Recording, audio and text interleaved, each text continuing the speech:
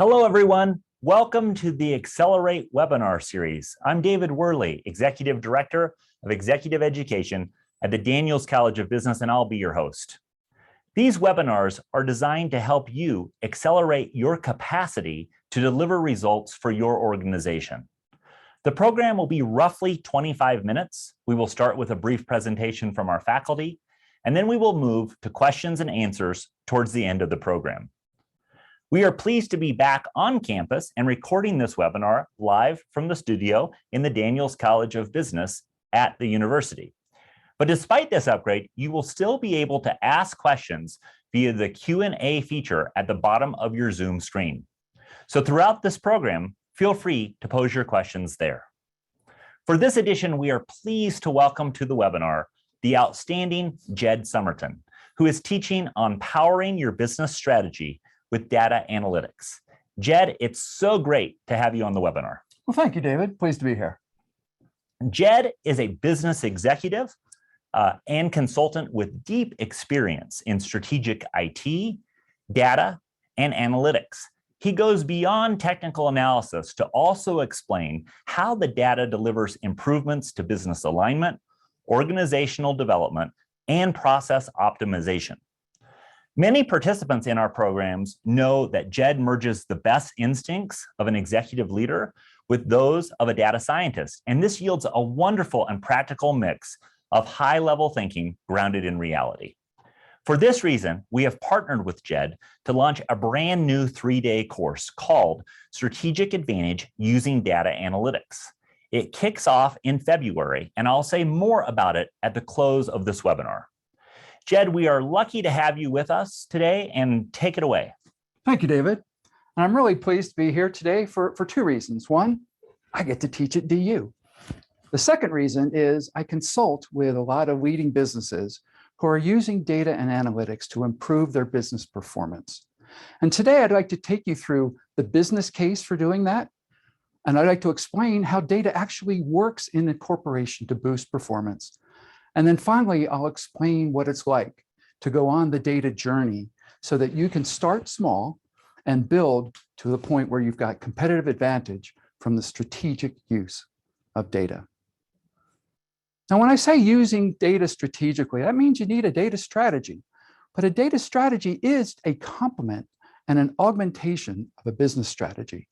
Just as a supply chain strategy would be a complement and an augmentation of the business strategy, the difference is a data strategy works across the entire organization, across departments, sales, marketing, the entire value chain, the back office, the supply chain, et cetera. And it complements and augments your business strategy to improve your performance dramatically. So first, I'll talk about why we use data, and the answer for that is to improve business performance. And then I'll talk about how data work in a corporation to improve your operations, to improve your decisions, and to perhaps automate some of those operations and decisions. And then finally, I'll take you through the 4 steps of the data journey to align your business strategy with your performance, with your data strategy, with your business strategy to improve your performance, and then redesign your business processes, which is really important because if you're going to use data for an advantage, you have to use it differently than you have in the past. That means you need to change your business processes a bit to improve them for their performance. And then facilitate the adoption of those new practices within your business so that people feel comfortable doing the things in perhaps a new way, and then celebrating the success to be able to improve as you move and be able to celebrate and reward those who invested. But the reason we do this, back to the business case, is that data-driven companies have 23 times higher business performance and customer experience and customer acquisition. They have 18.8 times the customer profitability on a per customer basis, and up to a 60% increase in operating margins. And I'm a data guy. I'm not just making this up. This comes from McKinsey & Company, a leading global consultancy. Here's the question. How do companies do that? No doubt you've been in this, you're attending this webinar because you have some of those questions. You might say to yourself, we're doing this in our marketing department.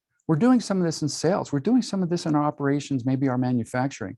We're also doing analytics in our supply chain. How come we're not getting 23 times, 18.8, 60%? Well, the big companies like Facebook, Amazon, Netflix, Google, you've heard of them all. How do they do it?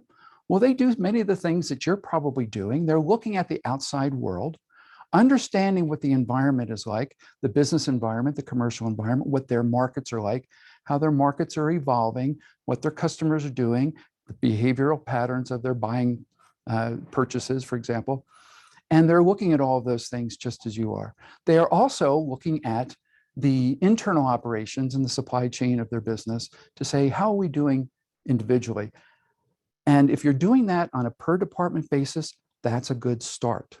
The difference is the leading companies are putting that together end to end from the very beginning of what customers and markets do we want to target, all the way to supply chain, manufacturing, labor, whatever, and saving and sharing all of the data across the entire company and optimizing their processes to work together.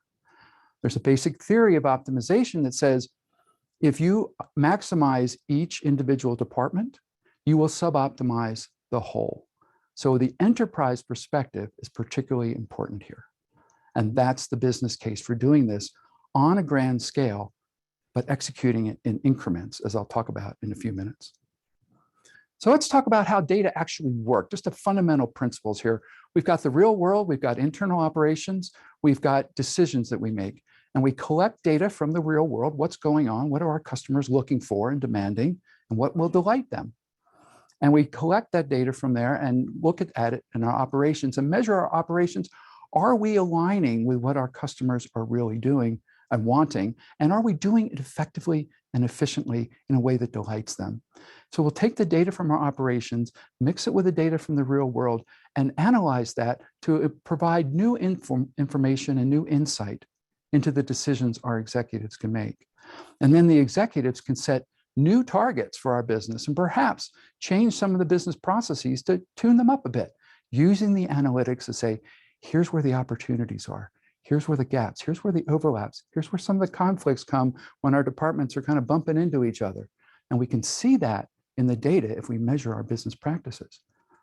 And then if we can improve those and get confident about them, we might even be able to automate those business practices using the data from the customers and the internal operations to do things more efficiently, more effectively, higher customer satisfaction in real time, and delight our customers, and therefore get that 18.8 times % out of the customer experience.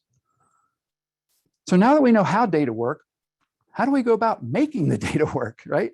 This is the 4 steps to the journey I was telling you about. The first is to develop a data strategy that aligns and augments your business strategy. And then we will look at our business processes and figure out which ones have the biggest opportunity for improvement.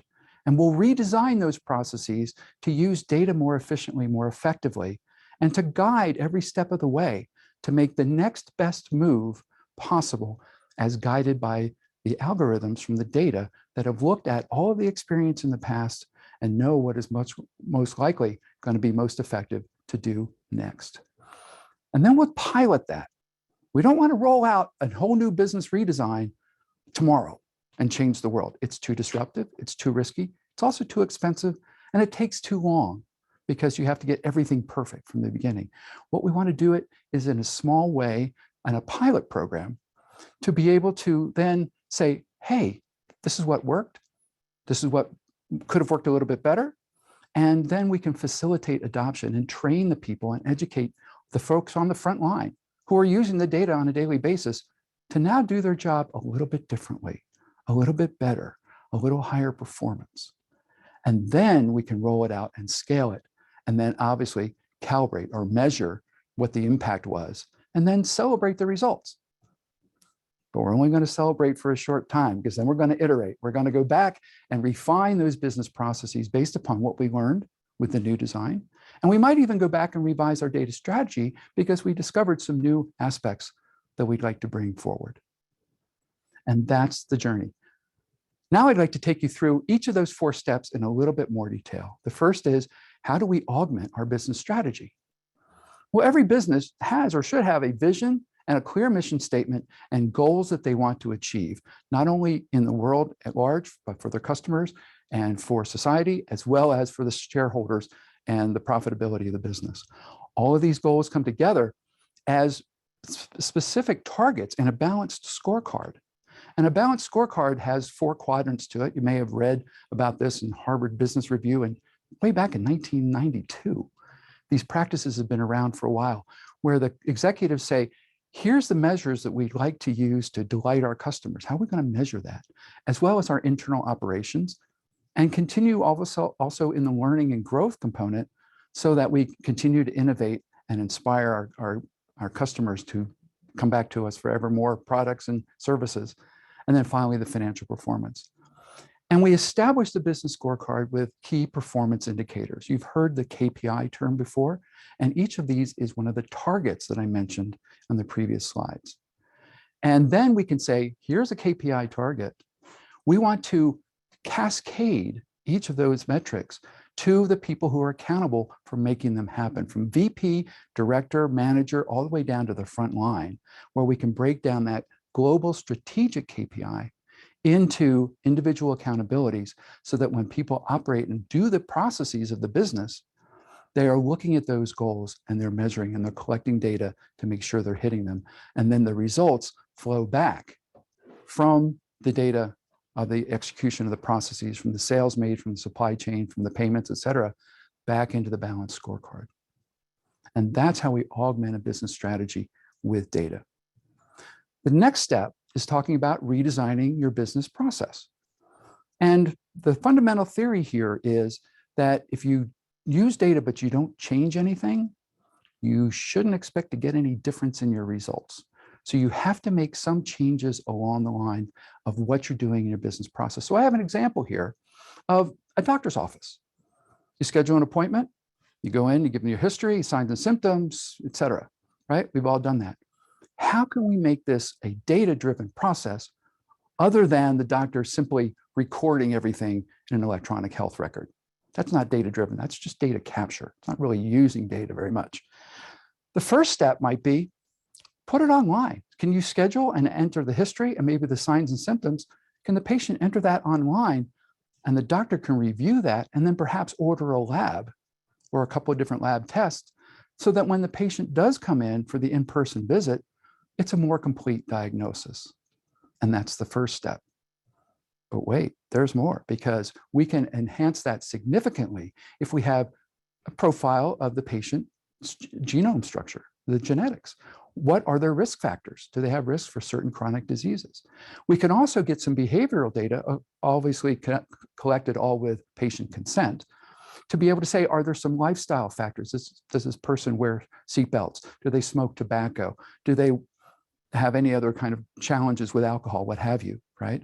And then you have a much more rich diagnosis and perhaps a much more rich prescription, not just for medicine, but also for therapy to address some of the behavioral aspects of the business, of the patient.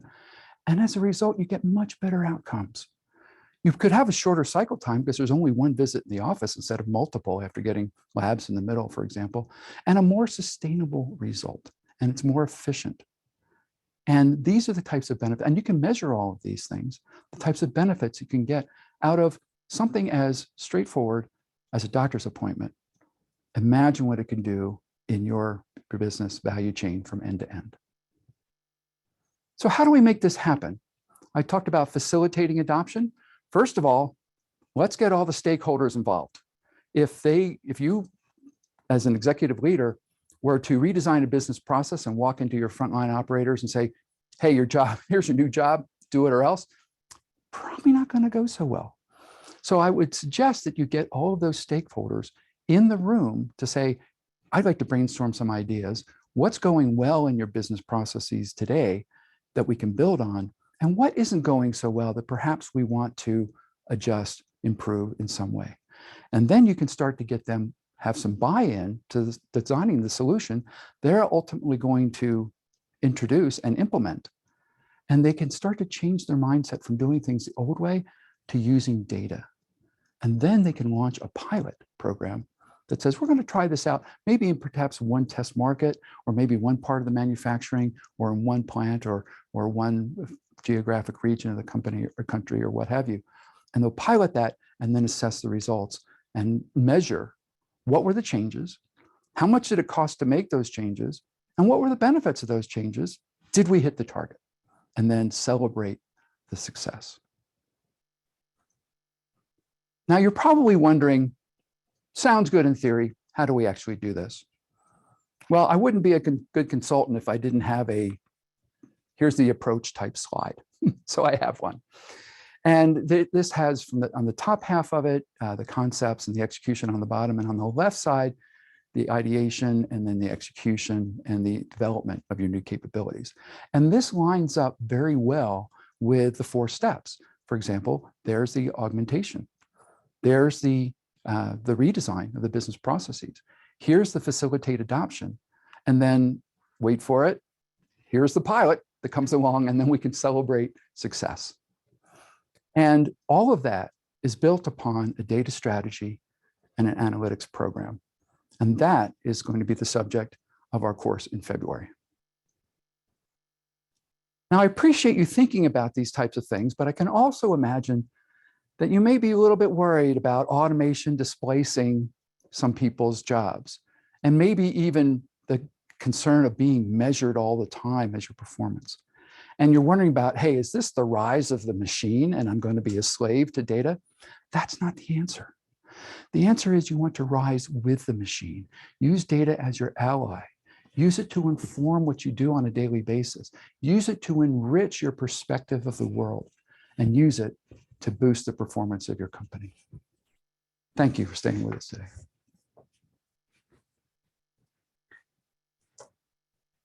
Jed, that was fantastic.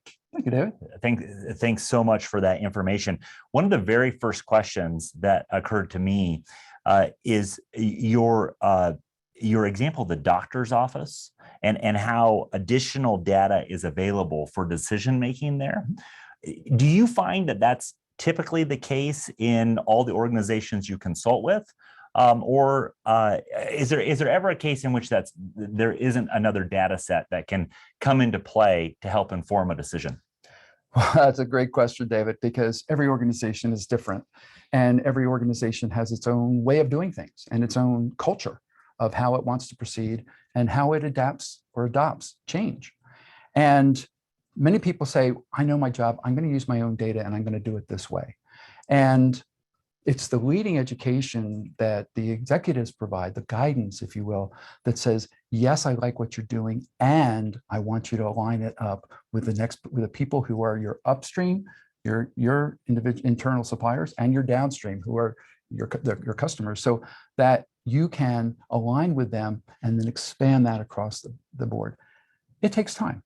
It doesn't happen overnight. It is a cultural evolution, if you will. Has to be guided very, very clearly from the executives that these are the expectations, and also coached and incented so that people want to do this and they know that jobs aren't at risk, but perhaps their jobs could be enhanced and their compensation could be enhanced. Yeah. Right? Because you are going to find efficiencies. You're going to find greater revenue. You're going to find lower costs. So you will be able to, in most cases, be able to pay them a bit more. Yeah. And that's a pretty powerful motivation. So on that same kind of consultancy sort of perspective, do you find that executive teams are initially receptive to the idea of integrating larger data sets, or is that a sell that the person in the organization needs to make? Oh, wow. Somebody's got some really good questions coming up here. The challenge with, again, it varies by company, right? Some executives are, yes, we need to do this. They're innovators. They are risk takers. They know how to lead through noise and dust. And others are saying, no, thanks. I'm okay. I've been running this business for 20 or 30 years. I don't have the background in statistics. I'm not a digital native. I'm not comfortable with all this data stuff, right? So I'm just going to trust my gut. And that's a challenge. And that goes back to one of my first slides. It says we want to augment and enhance and complement and align with a business strategy, not replace it, because your brains use both data and feel and value and experience to make judgments and decisions. And that's where we want to bring the data into that fold with a greater presence. Yeah, very interesting. When you were presenting, one of the very first practical questions that popped into my mind is, I totally understand the necessity of a pilot program, but what makes for a good pilot program? Like, how big is too big? How small is too small? What would you say to folks in terms of, as they're assessing, checking things out and creating their pilot program? What do they need to be looking at? Well, you want it, it's hard to say which is big, which you want it small enough to be lower risk, big enough to make a difference. And that's a judgment call. But there is an approach into executing projects in business called Agile. You may have heard about the Agile approach. And Agile has a structure in which you design something called an epic. It is a big picture, grand vision that you want to achieve. And then you break that down into user stories. And user stories are things that will add value incrementally to the business in a way that aligns with the epic, so that you can do a small piece. It might be at the beginning, it might be in the middle, or it might be the end of that epic, but you can get value out of it. And when you first do a pilot, you choose something that people can get on board with. Yeah, I would rather have alignment and a small impact than try to have a big vision and everybody questioning it, because guess which one's going to work? The ones that people support. And they can say, that's a good idea, I'm on board. Interesting, very interesting. Okay, final question. You're in a elevator and you're talking with somebody who's just below the C-suite in, let's say, a large organization, and they've heard you present, and they say, what's the top piece of advice that you would give somebody in that situation in order to begin the process of being more intelligent and strategic with their data and their organization? What do you say in the 30-second ride down? The 30-second ride says, hey, I've noticed we didn't hit our sales as well as we did, or as well as we wanted to last quarter. I have an idea about how we might be able to improve that. So you start with the potential outcome, and then they'll say, oh, really? And you'll say, yes, if we took a little bit more data from our customers, or if we set up some analytics in our sales and marketing organization, I think we could get some new insights and maybe go after that 28 times acquisition of customer, 23 times, or the 18.8 in customer experience. And those are real data that other companies get. Why can't we get that? Or can we at least get close to that? Sure. Yeah. Great advice. Thank you so much for the presentation. My pleasure. Thank you. Yeah. And audience at home, thanks so much for being with us. Please check out the Executive Education website for more information about our programs. You can do so simply by visiting daniels.edu. daniels.du.edu. There you will find a recording of the webinar and the dozens of other episodes we have produced over the past 2 seasons. As I mentioned earlier, we are thrilled to put Jed to work in our executive education workshops by launching a brand new Strategic Advantage Using Data Analytics course, which will run for 3 consecutive Thursdays starting February 10th, 2022. This course will focus on how to build and implement a data strategy to improve your organizational performance. Data analytics offers great potential value, but as we saw today, it must be aligned strategically across the organization to deliver a positive return on investment. Also, we will continue to run Accelerate webinars throughout the year, so please look for them on our website or on LinkedIn. Once again, thank you for joining us today. We hope you gained new insight that will accelerate your impact in your community, your organization, and the world. From the University of Denver Daniels College of Business Executive Education Program, we look forward to seeing you again at another Accelerate webinar. Thanks. Thank you, everyone.